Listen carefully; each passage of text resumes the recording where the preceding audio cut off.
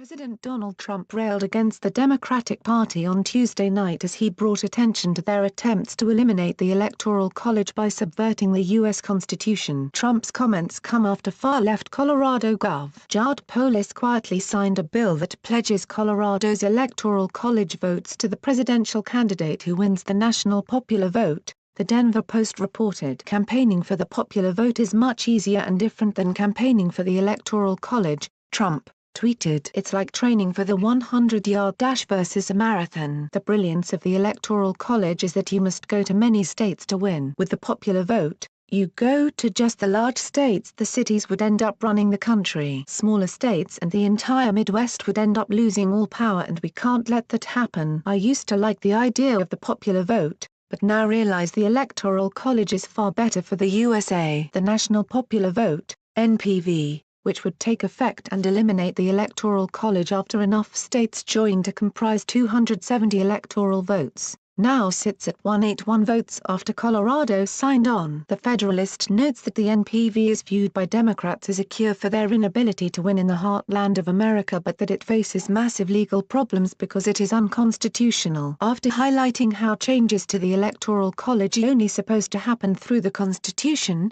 Attorney Carl Salmon writes at The Federalist, "It is a bad idea, but does that mean it is unconstitutional? Not on those grounds alone, but the compact clearly violates the plain language of several sections of the Constitution. The first clue is in its title. Any interstate compact must raise the issue of the Compact Clause in Article I of the Constitution, which holds in relevant part that no state shall, without the consent of Congress, enter into any agreement or compact with another state." There's a pretty strong statement. No penumbras and emanations here, only the unequivocal language of the Constitution that says any compact among the states must be approved by Congress. Even in those analyses of the NPVIC that support its constitutionality, authors admit that read literally, this provision would require all agreements between states to be approved by both houses of Congress and to be signed by the President before coming into effect. Salmon also notes that another challenge that faces the NPV is the fact that it has the effect of disenfranchising each state's citizens. Imagine a scenario like the 2004 election,